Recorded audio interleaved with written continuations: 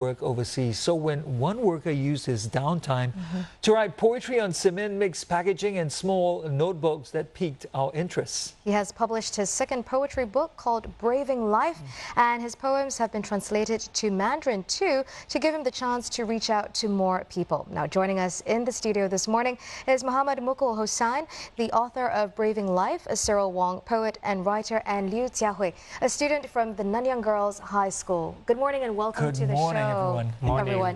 Mukul, I want to start with you. You wanted to compose music, but you ended up writing poems instead. How come? When I was starting my music journey, my papa just really don't like because we are Muslim. So they will be starting some nagging to with my mothers. So finally, I just take my own decisions. Yeah, I don't want to making Quran and everything with my family, and I will be trying to modify to and composition my own song. So I just writing song. And I just composition my own voice. Then slowly my sister and my mother just told me that this is not song, I think it's poem. Okay. Oh. So yeah, so finally I just give to the newspaper to publishing it. Look, you know, it's a tough life being a migrant worker in an overseas country. Where and when did you find the time to write your poems? Especially it's very difficult times to arranging for me, and it's very tough. So when I was have coffee break or lunch times, and especially I spend time on Saturday night because I have sometimes Sunday off. So I studying 11 p.m. to studying writing and until 4 a.m.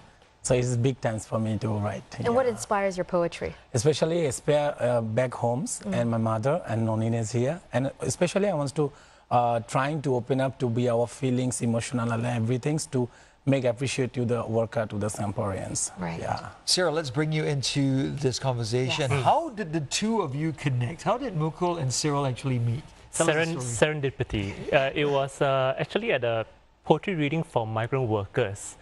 And Mukul, it was a very enterprising writer. He approached me and basically asked to be my friend, talked about the possibility of like turning his poems into English.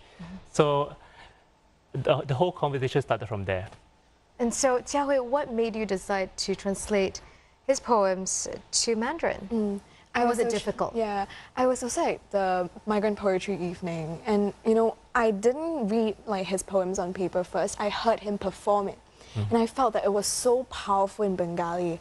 And suddenly when this opportunity came to me that I could translate his poems into Mandarin, I was really excited because I can finally bring his poems to a new audience who might converse in Mandarin and who reads Mandarin. And by doing that, I think there will be a wider range of audience who are exposed to his story and hear his emotions and relate to them. So I was really up for this. The thing is, it's so difficult because you're talking about switching from Bengali to English and then to Chinese. How were you able to capture the messages and the nuances, and the nuances, the emotions? I think you captured it perfectly. I mean, it's like just watching him read his poems and realizing that the emotions are so raw, the experience is so universal.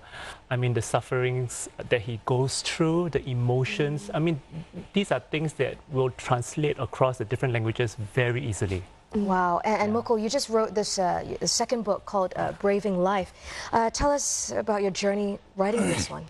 Especially my first book, Me Migrants, is getting quite success in Singapore, and I feel that most of Singaporeans appreciate to migrant workers about this. So my decision is once to publishing these books is English and Chinese, because most of people just request to me to writing in Chinese, but I didn't know how to write in Chinese. Right. So I just take decision and thinking that how I'm getting more my reader in Singapore, and most of people just reading my poems. So basically I just request to somebody to translations to the Chinese. Yeah. I want to ask each one of you for your favorite poem in the book. I'll start with you, Mukul. Yeah. What is your favorite poem? Do you have a favorite poem in this maybe new you book, could just Braving read us Life? a couple of lines? It's yes, I can did. It's a writing, one of the poems, Waiting. Okay. Waiting, yes. Waiting. Okay, maybe you can give us 2 or 3 lines from that poem. Okay, we can take. This time I will come back during the long break and see you to my heart's content, discussing joy and sorrow. Doors and windows will stay shut. La vida will think cold. On delicate days, handphone, Facebook, WhatsApp. I shout up everything. Just keep one open for the love and caresses. I lay my head in your lap and become lost in our unknown horizons. We have so few days left. Okay, it sounds like you're dedicating it to someone that you love in Bangladesh. Yeah, especially modernized with Facebook thrown in it as well. Yeah. How about Jiahui? Yes. What's your favorite? My favorite during my translation was first Waiting, but I think the one that really hit me was Rebel. Yeah, that he dedicated it to cousin Nazrul Islam. Yeah. Could you read us a few lines too? Okay. And Chinese? Yeah, Mandarin, totally. 纵使今日每条街道在哭喊，无畏的叛逆者啊，您在哪里？再一次传播您的诗，您的权利将获得自由。哦，叛逆者，另一把火炬，伤痕累累，燃烧着的音符如反抗的七弦琴响起。世界在倾听您的诚实，您的正直，如尖将锐耳的旋律。您和万物同在，营帐不朽的孟加拉诗句，进入爱的乐章。即便我将逝去，也由您支配。哦，孟加拉的叛逆者，伟大的纳兹鲁。